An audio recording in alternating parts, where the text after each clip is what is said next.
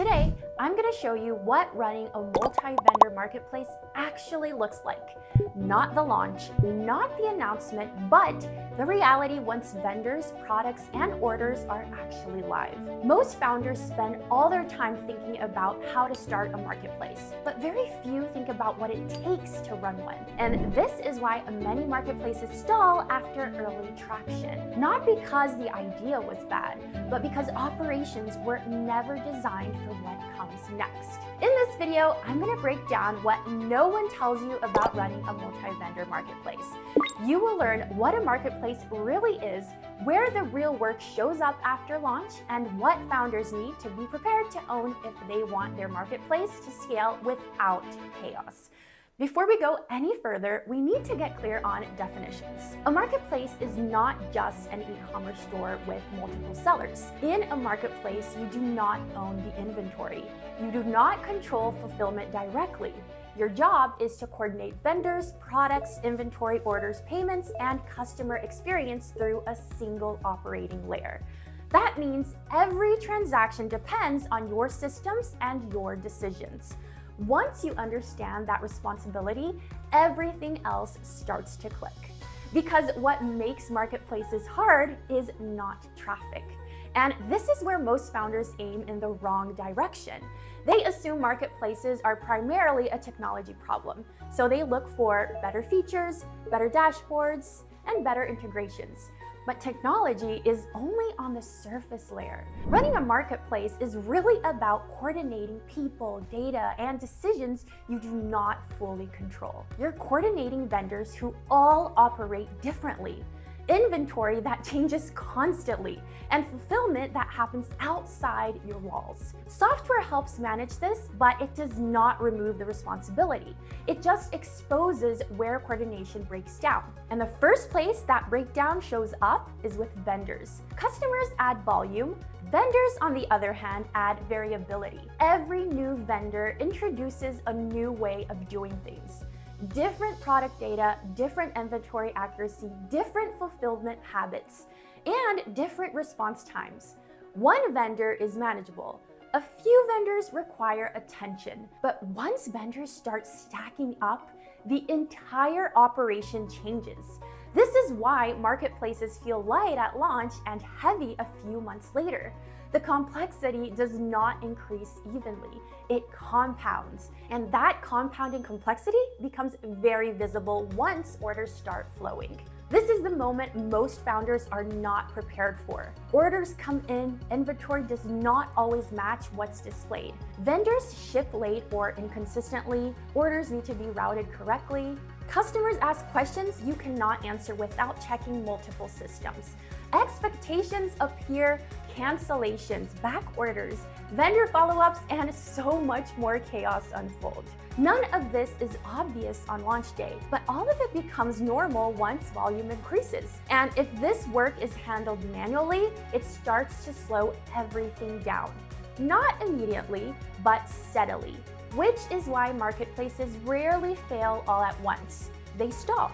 When marketplaces stall, it does not look dramatic. Growth just starts to feel heavier. Manual work increases, founders get pulled into day-to-day operations, teams stop trusting the data they see, and spreadsheets turn into core infrastructure. Not because anyone planned it that way, but because coordination has broken down. And at this stage, demand is always not the problem. Operations are. And the difference between marketplaces that stall and ones that keep scaling comes down to how early founders address that reality. And the difference between marketplaces that stall to ones that keep scaling comes down to how early founders address that reality. Up to this point, everything we have talked about probably sounds heavy, and it should. Because running a marketplace is heavy if it is not designed correctly. But this is not just theory. There are real businesses doing this well. One example is Sole Trader. Sole Trader is one of the UK's longest standing footwear retailers with decades of experience. physical retail stores, and a growing e-commerce presence. As the retail landscape shifted and more brands moved toward direct-to-consumer models, SoulTrader recognized something important. If brands were selling directly to consumer anyway, the opportunity was not to compete with them. It was to become the platform that helped brands reach SoulTrader's audience in a better way. Instead of continuing to act purely as a reseller, SoulTrader decided to open up its e-commerce site as a marketplace, a place where brands could sell directly, while SoulTrader focused on experience, curation, and customer trust. But that decision immediately introduced the exact coordination problems we've been talking about. Multiple brands, different ways vendors wanted to integrate, product data coming from many sources, inventory owned by brands, not SoulTrader, and orders that needed to flow without creating day-to-day operational chaos. This is where SoulTrader made a critical decision. Instead of trying to manage this with rigid tools or manual processes, they prioritized flexibility and automation from the start. They chose Flxpoint as the coordination layer behind their marketplace. Flxpoint allowed SoulTrader to let brands integrate in the way that worked best for them, while still centralizing product data, inventory, and order flows into one system. Once integrations were in place, the goal was simple: automation should handle the work. Jamie describes it clearly. If the system is set up correctly, the team should not need to be involved day to day. Orders flow seamlessly. Inventory stays updated.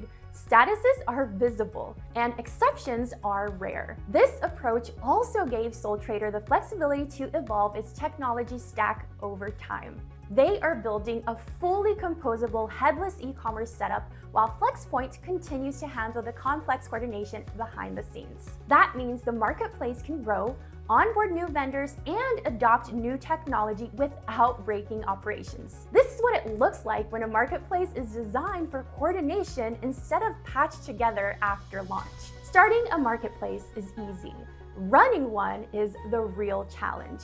If you do not plan for coordination, systems, and day-to-day operations, the model will eventually slow you down. But if you design for how the marketplace actually runs, growth becomes something you can control. This is the difference between marketplaces that stall and ones that scale. If you are a founder thinking about launching a marketplace, the real question is not whether you can get it live. It's whether you're building something that can run day to day without constant manual work. If you want to see how teams use Flxpoint to coordinate vendors, inventory, and orders behind the scenes, you can learn more using the first link in the description below. And if this video helped you think more clearly about what it actually takes to run a marketplace, make sure to like the video, subscribe, and turn on notifications. And if you want to keep learning, watch the next video on screen for more insights on building modern e-commerce businesses. See you in the next one.